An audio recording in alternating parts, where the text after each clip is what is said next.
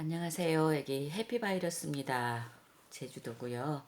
오늘은 그 김상훈 지음 리듬이라는 책을 가져왔거든요. 그러니까 여기 리듬만 잘 맞춰주면 모든 게 순조롭게 다 해결이 된다는 그런 내용인데, 처음에 이거 읽으면서 와, 이런 방법도 있었구나, 그런 생각을 했어요. 생각도 리듬, 감정도 리듬, 말도 리듬, 꿈도 리듬이다. 내 기억력이 어떻게 갑자기 쌩쌩해졌을까?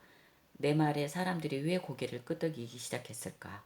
밤마다 괴롭히던 잡념들은 돌연 어디로 사라졌을까? 말썽만 피우던 아들이 마음을 확 고쳐먹은 이유는 뭘까? 마음속으로 그린 이상형이 어떻게 진짜로 나타났지? 네, 이런 그 궁금증, 이런 거를 다 해결이 가능합니다. 리듬만 맞춰주면. 처음에 프롤로그 5장 한번 읽어드릴게요. 현실은 내가 리듬을 맞춰주는 대로 끌려온다. 한 판매원이 자꾸 허름한 연탄 가게 들렀다. 말없이 연탄 몇 장을 날라주더니 주인에게 말을 건넸다. 혹시 집에 백과사전 필요하시지 않으세요? 주인이 경계하는 눈빛으로 물었다. 얼마인데요? 10만 원입니다. 어림도 없어요. 우리 형편으로는. 주인은 단호히 고개를 내저었다. 말도 붙이지 말라는 얼굴이었다. 잠시 후 판명이 다시 다가갔다. 선생님, 이렇게 고생하시는 것도 전부 자식을 위해서 아닙니까? 자녀분들이 평생 연탄을 날라야 한다고 생각해 보세요. 그렇게 되지 않으려면 아이들이 많이 배워야 해요. 하고 싶은 일을 하면서 살게 해야죠. 주인의 표정이 돌연 숙연해졌다. 그러더니 연탄 묻은 손을 계약서에 내밀었다. 웅진그룹 창업자인 윤석금 회장이 백화사전 외판으로 일할 때의 이야기다. 먹고 살기도 어려운 연탄가게 주인에게 백화사전은 필수품이 아니었다.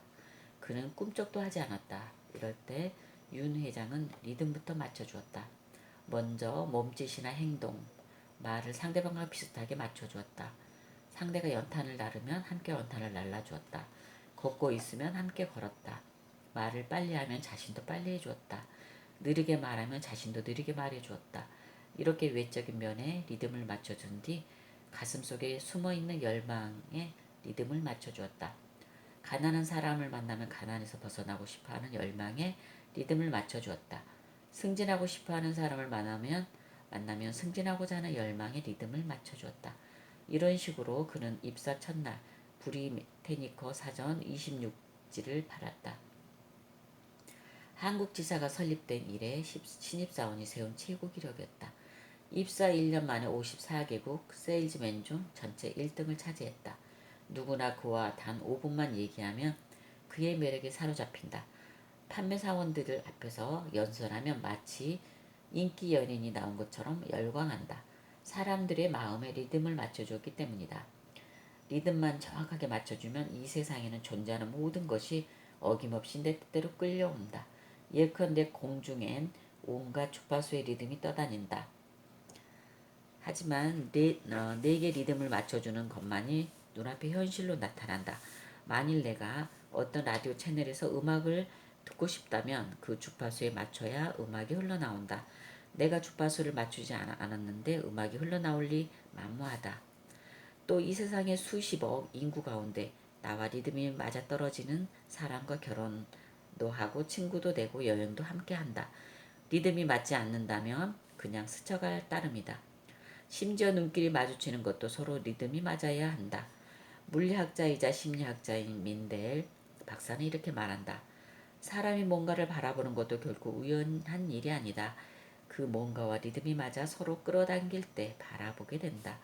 즉 내가 거리를 걷다가 누군가와 시선이 마주치는 것도 결코 우연이 아니다. 서로 리듬이 맞아 떨어지기 때문에 마주치는 것이다. 내가 꽃을 바라보는 것도 결코 우연이 아니다. 꽃에서는 발산된 리듬과 내 리듬이 서로 맞아떨어져 바라보는 것이다. 민델 박사는 이렇게 리듬이 맞아떨어져 현실로 나타나는 현상을 추파 던지기라고 말했다. 나는 지난 28년간의 긴 세월을 뉴스 현장에서 보냈다. 기자의 눈에 비친 세상은 재난, 질병, 비리, 살인, 강도, 폭행 등으로 얼룩진 고통의 바다였다. 하지만 그건 겉모습이었다. 속 모습은 분노, 절망, 좌절, 증오, 슬픔 등 더 큰 아픔이었다. 네, 이렇게 프롤로그 8장인데요. 특히 우리나라의 청소년 우울증은 세계 1위다. 자살률도 세계 1위다. 한 생명보험재단의 조사에 따르면 국민 10명 중 3명이 죽고 싶다는 생각을 해본 것으로 나타났다. 마음속의 아픔을 털어내지 못하기 때문이다. 나 자신도 마음의 병을 앓았다. 간절한 꿈을 이루고 싶어도 현실은 나와는 너무 멀리 동떨어진 채 굴러가는 것처럼 보일 때도 많다. 힘겨운 현실에 어쩔 수 없이 끌려다닐 수밖에 없다는 무력감이 우리를 더욱 아프게 한다. 현실을 내 뜻대로 끌어당기는 도구는 없을까? 지난 1년간 오로지 그 도구를 찾는 데 몰입했다. 때로는 취재를 통해, 때로는 선물처럼 떨어지는 뜻밖의 영감을 통해 답이 날아들었다. 그 답이 바로 리듬이었다. 남이 내게 화를 낼 때 화의 리듬을 맞춰주면 화가 끌려 나온다. 남이 나를 증오할 때 증오의 리듬을 맞춰주면 증오가 끌려 나온다. 꿈을 현실로 끌어당기는 것도 역시 리듬을 통해서였다. 제1장에서는 상대의 어두운 생각 리듬을 맞춰 끌어내는 방법을 풍부한 사례들을 소개했고요. 제2장에서는 내 안에 어두운 생각을 끌어내는 방법을 많은 사람들의 실화를 곁들여 설명한 내용이고요. 제3장에서는 꿈의 리듬을 맞춰 현실로 끌어당기는 과학적 방법을 알기 쉽게 소개한 내용입니다. 인생이 풀리지 않는 건 리듬을 맞춰주지 않기 때문이다. 우울할 이유도 자살을 꿈꿀 이유도 없다.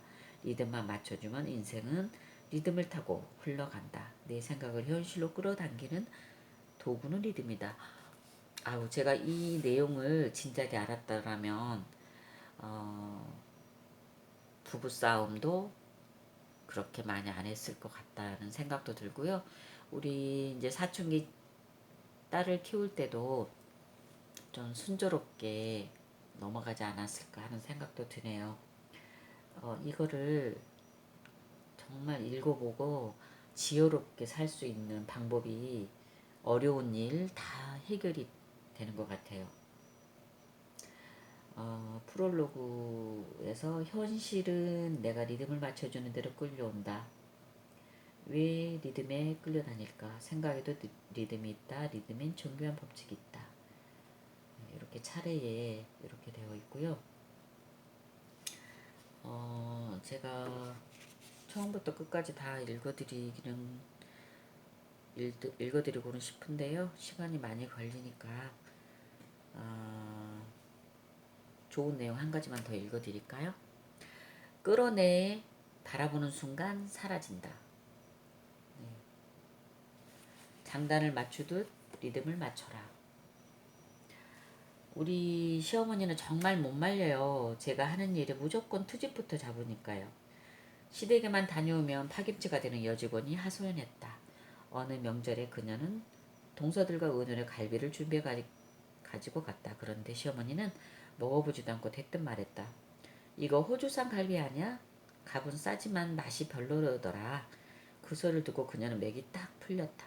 마치 왜 맛없는 싸구려 갈비를 사왔어? 하는 것처럼 들렸기 때문이다. 반찬을 상에 올려놓자 시어머니는 또 작은 접시 이게 뭐냐? 큰 접시에 담지 하고 핀잔을 주었다. 파전을 붙여놓자 시어머니는 쓱 보더니 웬 계란을 이렇게 쏟아 부었니? 이게 계란전이지 어디 파전이냐? 하고 면박했다. 시어머니가 여러 동서 중 유독 자신만을 표적으로 삼는다고 생각하니 여간 스트레스가 쌓이는 게 아니었다. 그러다 보니 시댁이라는 말만 들어도 골치가 아팠다. 남편은 무조건 시어머니 편이었다. 설마 어머니가 당신을 차별 대우하시겠어? 왜 당신 생각이 그렇게 유치해? 시어머니에 대한 감정이 나빠지니 남편과의 관계도 자꾸만 틀어졌다. 나는 그녀에게 리듬 맞추기를 시도해보지 않겠느냐고 방법을 제시했다. 시도 결과 고부간 갈등은 너무 말끔하게 풀렸다. 예컨대 이런 식이었다. 이거 호주산 갈비 아니냐? 값은 싸지만 맛이 별로더라. 어머님도 그런 생각이 드시죠? 값이 싸면 맛도 별로일 거라는 생각이요. 그럼 그렇지 않다는 얘기냐? 저도 처음에는 어머니와 같은 생각이었어요. 그래서 먹어봤는데 생각이 달라졌어요. 그래? 그럼 한번 먹어보자 보든지. 호주산 갈비가 별로일 거라는 생각이 몽땅 끌려 나와 더 이상 할 말이 없어진다. 트집만 잡던 시어머니의 반응이 달라지기 시작했다. 작은 접시에 이게 뭐냐? 큰 접시에 담지. 그쵸? 작은 접시는 좀 좁아 보이죠? 어머니 큰 접시에 담는 게 낫겠죠? 그게 낫겠다. 작은 접시에 대한 불만이 끌려 나와 할 말이 없어진다. 웬 계란을 이렇게 쏟아부었니? 이게 계란전이니 파전이냐? 정말 그러네요. 제가 계란을 너무 많이 쏟아부었네요. 파전이 아니라 계란전이 됐네요, 어머니. 어쩔 수 없, 없, 어쩔 수 있니? 그냥 먹어야지. 계란이 많이 들어갔다는 생각에 끌려 나와 더 이상 할 말이 없어진다. 그럼 이미 부쳐진 건 그냥 먹고 계란을 좀 덜 써서 만들게요, 어머님. 응, 그래라. 아무리 심술을 부리고 싶은 시어머니도 며느리가 장단을 맞춰가면 부정적 생각이 생기는 족족 가차없이 끌어내니 재간이 없다. 마음이 개운해지니 괜히 밉던 며느리가 오히려 고맙게 느껴진다. 심리치료의 원리도 리듬을 맞춰주는 것이다. 전 온종일 혼자 지내요. 친구가 하나도 없어요. 그렇군. 친구가 하나도 없어서 외롭군요. 외롭다는 생각이 털려나가기 시작한다. 다른 애들은 친구들이랑 함께 밥 먹으면 수다 떠는데 전 혼자 먹어요. 맞아요. 남들은 친구들이랑 밥 먹는데 나만 혼자 먹으면 정말 쓸쓸하죠. 쓸쓸한 정도가 아니에요. 어느 땐 제가 세상으로부터 버림받은 것 같이 느껴져요. 그렇겠군. 세상에 버림받은 것처럼 느껴질 수도 있겠네요. 이렇게 계속 장단을 맞춰주다 보면 환자는 할 말이 없어진다. 외롭다는 생각이 동나버리는 것이다.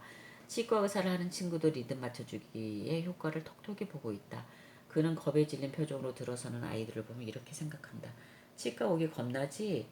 오기 싫지? 고개를 끄덕이는 아이들이 얼어붙은 표정이 풀리기 시작한다. 드릴 소리가 들리면 마구 도망치고 싶지? 어때? 윙윙윙 무섭지? 아이들은 눈을 동그랗게 뜬다. 의사 선생님이 내 속마음을 어떻게 알았는지 하는 표정이다. 그러다 보면 겁나고 무섭다는 생각은 몽땅 끌려 나오고 어느새 치료도 끝나버린다.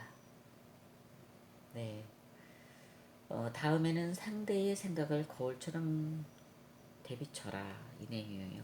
정말 이 책만 몇 번 읽어서 이 내용만 잘 알고 실천을 한다면 세상에 안 풀리는 일이 없고 안 되는 일이 없을 것 같아요. 이 책을 꼭 한번 읽어보셨으면 좋겠습니다. 이거 리듬 책인데요. 네. 어,